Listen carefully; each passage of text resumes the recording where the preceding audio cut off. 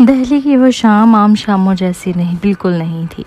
शहर की फिजाएं शहनाइयों की पुरशोर सुरों से गूंज रही थी, मगर मदिया के लिए ये मौसीकी किसी जनाजे के नोहे से कम ना थी। हवा में गुलाब और मोतिये की महक इस कदर गहरी थी कि घर दम घुटने लगता था। शादी हॉल की चकाचौंध रोशनियों के दरमियान मदिया अपने कमरे में लगी दादा मायने के सामने एक बेजान मुजस्मे की तरह खड़ी थी। सुर्ख रूसी जोड़े की जरतारी कढ़ाई और भारी जुड़वाऊ जेवरात उसके वजूद पर किसी पहरेदार की तरह मुसल्लत थे। उसने आईने में खुद को देखा। रंगत फक थी और आंखों में एक ऐसी वीरानी थी जो हजारों चिरागों की रोशनी को मात दे रही थी। अचानक खामोशी को चीरती हुई फोन की वाइब्रेशन ने उसे लरजा दिया। मेज पर रखे फोन की स्क्रीन रोशन हुई और एक मुख्तसर से मैसेज ने मदिया की जिंदगी के माथे पर बदनसीबी की मोहर जब्त कर दी। मैं दिल्ली छोड़कर हमेशा के लिए जा रहा हूँ मदिया। मुझे ढूंढने की कोशिश करके खुद को मजीद जलील मत करना। अलविदा बारी। तकदीर से बगावत मैसेज के अल्फाज मदिया की आंखों में तपते हुए शीशे की तरह उतर गए। एक पल के लिए उसका दिल धड़कना भूल गया और अगले ही लम्हे उसके अंदर जैसे कुछ टूट कर बिखर गया।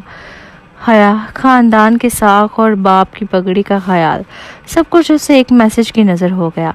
अपने भारी लहंगे को समेटे नंगे पाँव हॉल की अगबी दरवाजे से बाहर की तरफ भागी। बाहर की ठंडी हवा उसके तपते चेहरे से टकराई तो उसे होश आया कि वो क्या करने जा रही है, मगर अब वापसी का रास्ता मसदूद हो चुका था। वो दीवानावार एयरपोर्ट की तरफ दौड़ती गाड़ी में मौजूद थी। सड़क पर दौड़ती गाड़ियों से अपनी बर्बादी का इश्तेहार लग रही थी। खुदा के लिए थोड़ा और तेज, वो चला जाएगा, वो मुझे ऐसे छोड़कर नहीं जा सकता। वो अपने दोस्तों के सामने हाथ जोड़ रही थी। उसकी आवाज़ में ऐसी अज़ियत थी कि सुनने वालों की रूह कांप उठे। एयरपोर्ट का सफाक मंजर जब वो एयरपोर्ट की रवानगी हॉल में दाखिल हुई तो वहाँ मौजूद हजूम साफ रह गया। एक दुल्हन जो अरूसी लिबास में मलबूस बिखरे बालों और पाँव से रस्ते लहू के साथ किसी दीवानी की तरह चिल्लाते हुए लोगों को चीर रही थी, उसे दूर बारी नजर आया। वही कद्दो कामत, वही बेनाजियाना चाल। बारी रुक जाओ। मदिया की चीख में 6 साल की रफाकत का वास्ता था। बारी रुका, धीरे से मुड़ा, मगर उसके चेहरे पर वो तड़प नहीं थी जिसकी मदिया को उम्मीद थी। उसने हाथ में पकड़ी जूस की बोतल से एक तंजिया घूंट लिया और मदिया को ऐसी नजरों से देखा जैसे वो फर्श पर पड़ा कोई गलीज कचरा हो। तुम यहाँ क्या कर रही हो मदिया? बारी के अल्फाज में छुपी सर्द महरी ने मदिया के गिर्द लगी उम्मीद की आखिरी आग भी बुझा दी। तुम्हारी शादी का मंडप सजा है और तुम यहाँ सड़क पर तमाशा बन रही हो। क्या ये सब तुम्हारे लिए कोई सस्ता फिल्मी ड्रामा है? बेवफाई का जहर मदिया ने लरसते हाथों से उसके बाजुओं को थामना चाहा, मगर बारी ने एक ऐसी नफरत से उसे झटका कि मदिया लड़खड़ा गई। बारी, मैं सब कुछ दाव पर लगा कर आई हूँ। मैंने अपने बूढ़े बाप की इज्जत खाक में मिला दी। मैंने वो सब रिश्ते काट दिए जो मुझे अजीज थे, सिर्फ तुम्हारे लिए। तुम कैसे जा सकते हो? बारी की आंखों में हमदर्दी का एक कतरा तक न उभरा। वह इसके करीब झुका और नहाया सफाकी से बोला, तो मैंने कब कहा था कि अजीम कुर्बानी दो? मदिया, तुम्हारे 6 साल प्यार का ये बोझ अब मेरा दम घुटाता था। तुमने सोचा कि तुम शादी से भाग कर आओगी और मैं तुम्हें हीरो की तरह बाहों में भर लूँगा। तुम अब मेरे लिए एक बोझ से ज़्यादा खुश नहीं हो। मदिया की आंखों से बहने वाले आंसू अब उसके गाल पर जमे काजल को कालक बनाकर बहा रहे थे। बारी, हमारा इश्क इश्क बारी ने एक बुलंद और जहरीला कहका लगाया। वो महज एक वक्त गुजारी थी, एक ज़रूरत। अब मेरी मंजिलें अलग हैं और मुझे अपनी ज़िंदगी सुकून से जीनी है। जाओ और इस जिल्लत का मातम करो जो तुमने खुद चुनी है। मुझे अब तुम्हारा ये भयानक चेहरा दोबारा नहीं देखना। इबरत का मुकाम बारी एक लम्हा रुका बगैर, एक बार भी पीछे मुड़े बगैर अपने बैग के साथ गेट की तरफ बढ़ गया। मदिया वहीं एयरपोर्ट के बेहिस और ठंडे फर्श पर ढेर हो गई। इसका वो कीमती जोड़ा जो कुछ देर पहले इसकी खूबसूरती का जामिन था, अब मिट्टी से लथपथ होकर इसकी बर्बादी का कफन बन चुका था। उसे एहसास हुआ कि जिस शख्स के लिए उसने पूरी कायनात से जंग लड़ी थी, वो इसकी राख पर मुस्कुराकर अपनी नई जिंदगी की तरफ जा रहा था। एयरपोर्ट की रोशनियों के नीचे बैठी वो लावारिस दुल्हन सिर्फ एक सवाल बनकर रह गई थी। ये कैसा इश्क था जिसने उसे कहीं का नहीं छोड़ा था? एयरपोर्ट के ठंडे फर्श पर बैठी मदिया को होश तब आया जब सिक्योरिटी एहलकारों ने उसे वहां से हटने का कहा। उसके कानों में अभी बारी के वो जहरीले अल्फाज के थोड़ों की तरह बरस रहे थे। वो एक जिंदा लाश की मानिंद उठी। उसका सर जोड़ा जो कभी सुहाग की लामत था अब उसकी हमाकत का इश्तिहार बन चुका था। वापसी का सफ़र खामोश था, मगर ये खामोशी तूफान से पहले की खामोशी थी। गाड़ी जब उसके मोहल्ले में दाखिल हुई तो गली के नुक्कड़ पर खड़े लोग उसे यूं देख रहे थे जैसे वो कोई अजूबा हो। शादी वाले घर के बाहर लगी रंग बिरंगी लाइटें अब उसे चुभने लगी थी। बाप का सामना, एक टूटा हुआ मान घर के सहन में कदम रखते ही उसे अपने बाप जनाब वकार अहमद नजर आए। वो जो हमेशा सर उठाकर जीते थे आज सर झुकाए कुर्सी पर बैठे थे। मदिया को देखते ही मजमे में सरगोशियां शुरू हो गईं। आ गई शहजादी इज्जत का जनाजा निकाल कर। अब किस मुंह से आई है? किसी की आवाज़ आई। मदिया अपने बाप के कदमों में गिर गई। अब्बू मुझे माफ़ कर दें। उसकी आवाज़ गले में ही घुट गई। वकार साहब ने एक गहरी नज़र अपनी बेटी के बिखरे हुए हुलिये पर डाली। उनकी आंखों में गुस्सा कम और कर्ब ज़्यादा था। उन्होंने धीरे से अपना हाथ मदिया के सर से हटा लिया। माफ़ी। उनकी आवाज़ में लर्जा था। मदिया, तुमने सिर्फ मेरा सर नहीं झुकाया, तुमने उस बूढ़े बाप को जिंदा दरकोर कर दिया है जिस पगड़ी को मैंने उम्र भर दाग लगने से बचाया। तुमने उसे एक पल में एयरपोर्ट की सड़कों पर रोल दिया। एक नई हकीकत। तन्हाई का जहर। रात के पिछले पहर जब मेहमान जा चुके थे और घर में एक सोगवार खामोशी छाई हुई थी, मदिया अपने कमरे में अकेली थी। उसने आईने में खुद को देखा।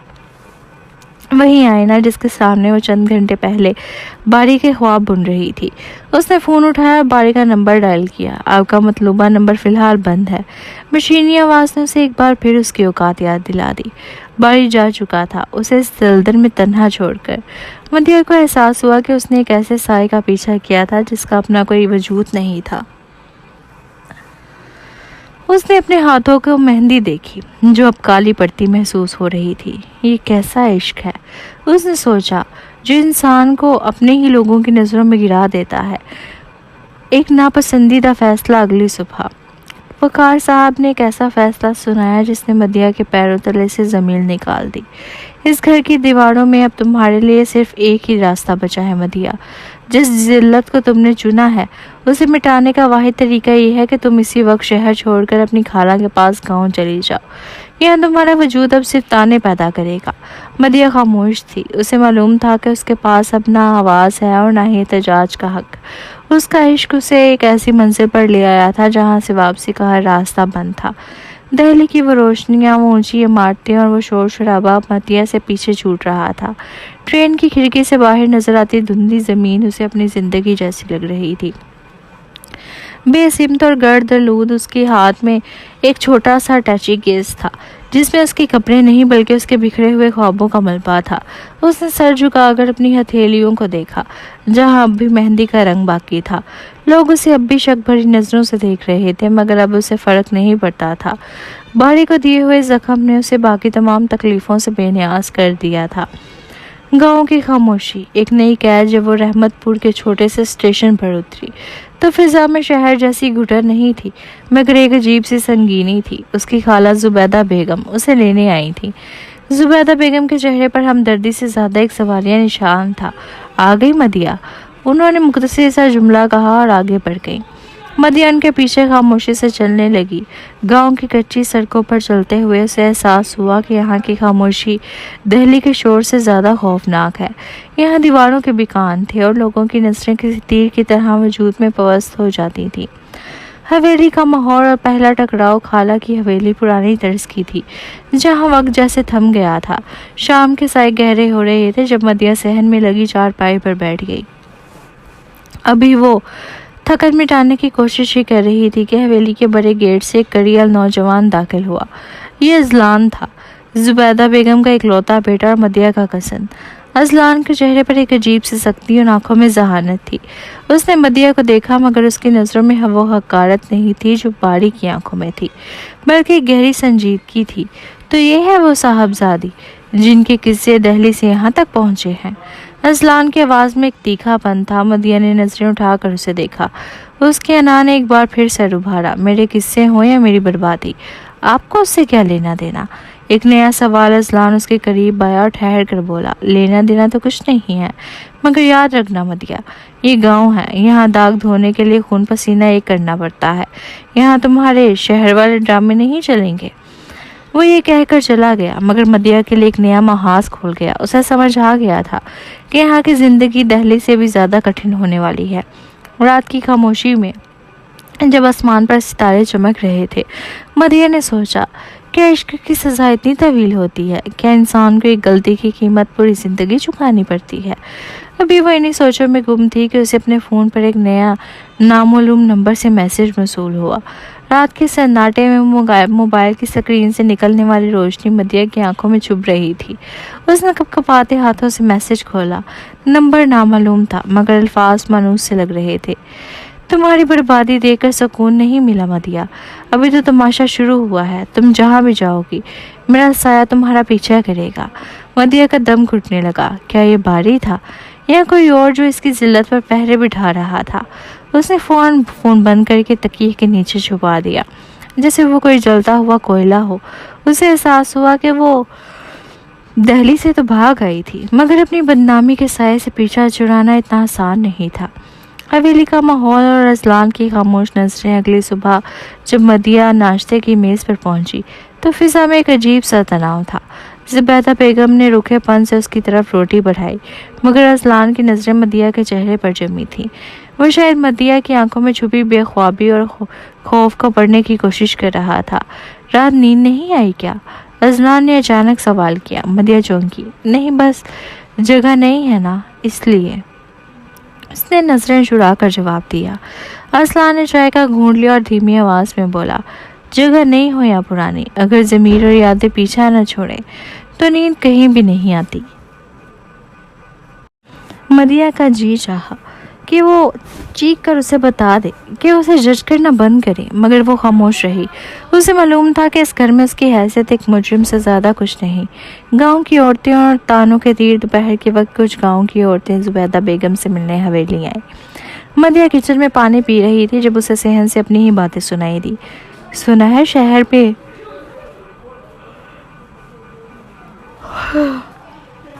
इसकी शादी होनी थी, फिर कुछ ऐसा हुआ कि इसे यहाँ भेजना पड़ा। एक औरत की आवाज़ आई। अरे बीबी, शहर की लड़कियाँ होती ही ऐसी हैं, माया जाल बिछाने वाली। अल्लाह ही बेहतर जाने के यहाँ तौबा करने आई है या किसी नए शिकार की तलाश में। दूसरी ने जहरीले लहजे में इजाफा किया।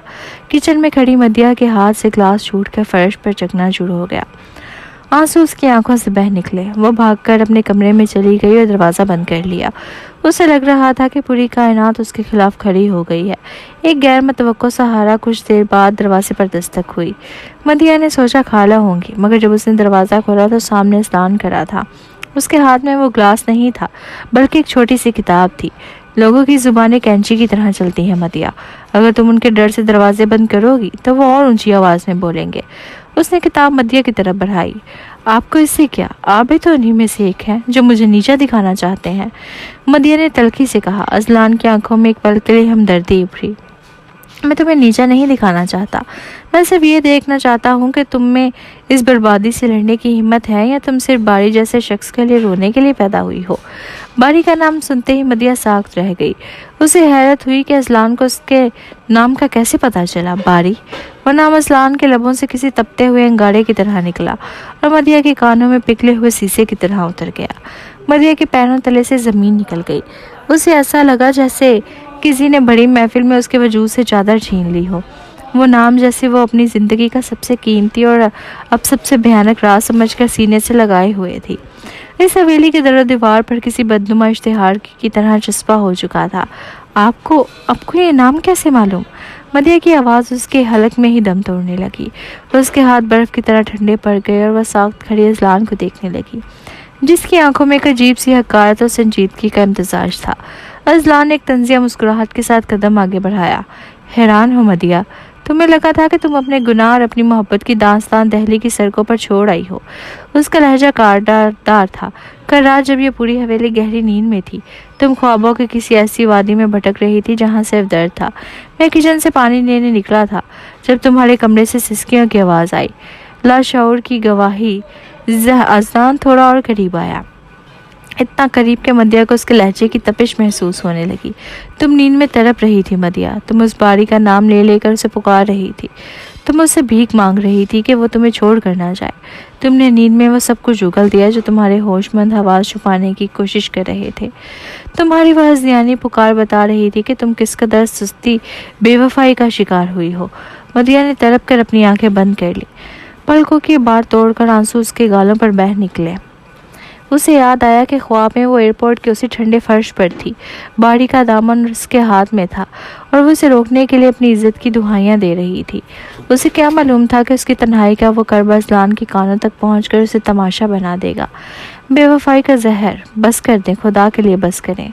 मदिया हिचकों के दरमियान चलाई। आपको क्या मालूम कि किसी के लिए सब कुछ दांव पर लगाना क्या होता है? आपके लिए ये सिर्फ एक नाम है, मेरे लिए ये वो सदमा है जिसने मुझे कहीं का नहीं छोड़ा। कैसा सदमा मदिया? अज़लान ने तीखे लहजे में पूछा।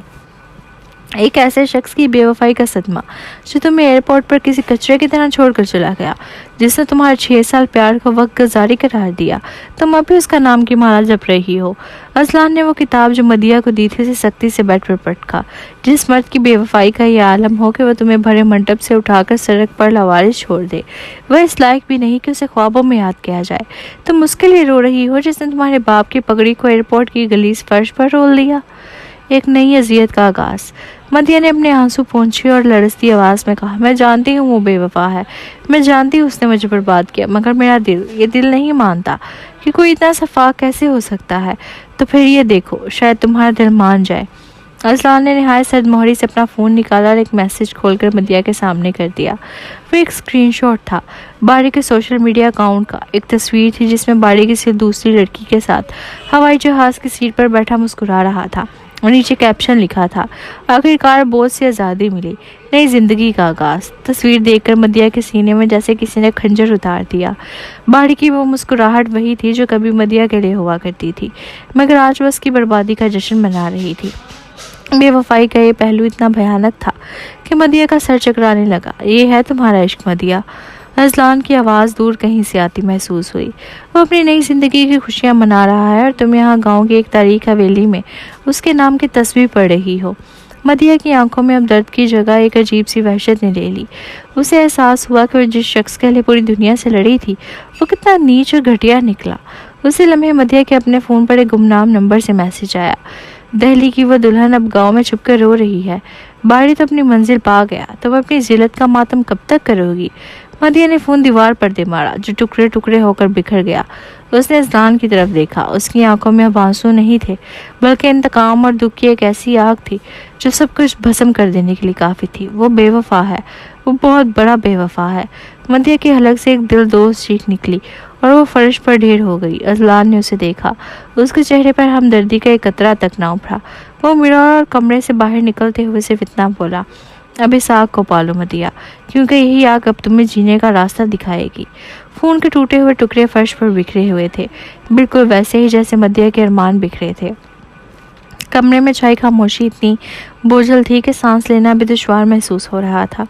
मदिया फर्श पर साख बैठी थी। उसकी नजरें उन टुकड़ों पर जमी थी, मगर जहन में बाड़ी की वो मुस्कुराती तस्वीर किसी फिल्म की तरह चल रही थी। बहुत सी आज़ादी। उसने सरगोशी की। वो लफ्ज़ उसके दिल पर किसी जहरीले निश्तर की तरह पेवस्त हो रहे थे। वो 6 साल, वो वादे, वो ख्वाब बाड़ी के लिए सिर्फ एक बोझ थे। उसका जी चाहा कि वो अपनी रूह को निकाल कर फेंक दे ताकि ये तड़प खत्म हो, मगर उसी लम्हे उसके अंदर कुछ मर गया। वो मासूम मोहब्बत पर यकीन रखने वाली मदिया एयरपोर्ट की सड़कों पर ही रह गई थी। अब जो बाकी थी वो सिर्फ एक खाली खोल था जिसमें अब इंतकाम और दुख की राख भरी थी। हवेली के साये और जुबैदा बेगम का वार। अगले 2 दिन मदिया कमरे से बाहर नहीं निकली। हवेली में उसकी मौजूदगी एक मनहूस साये की तरह महसूस की जा रही थी। जुबैदा बेगम जो पहले ही उसे बोझ समझ रही थी, अब मजीद तल्ख हो गई थी। तीसरे दिन की सुबह जब मदिया किचन में पानी लेने निकली तो जुबैदा बेगम ने उसे तीखी नज़रों से देखा। कब तक उस कमरे में मुंह छुपा कर बैठी रहोगी? उन्होंने सिंक में बर्तन पटकते हुए कहा, तुम्हारे कारनामों की बू अब पूरे गांव में फैल रही है। वकार भाई ने तो तुम्हें यहाँ भेजकर जान चुरा ली, मगर मेरा क्या? मेरी तो जवान बेटी है। कल को तुम्हारी बदनामी के साए उसके रिश्ते पर भी पड़ेंगे। मदिया खामोश रही। उसकी खामोशी में वो आजिज़ी नहीं थी जो पहले थी, बल्कि एक अजीब सी बेनियाजी थी। बोलती क्यों नहीं? गूंगी हो गई हो? जुबैदा बेगम उसके करीब आई और इसका बाजू सख्ती से जकड़ लिया। याद रखना मदिया, ये हवेली खैराती इदारा नहीं है। अगर यहाँ रहना है तो अपनी नज़रें और अपनी यादें दोनों को काबू में रखना सीखो। अज़लान का पुरस्कार रवैया मदिया ने झटके से अपना बाजू छुड़ाया। उसकी आंखों में अब वो खौफ नहीं था जो जुबैदा बेगम देखना चाहती थी। वो बगैर कुछ कहे मुड़ी तो सामने अजलान खड़ा था। वो शायद काफ़ी देर से ये सब देख रहा था।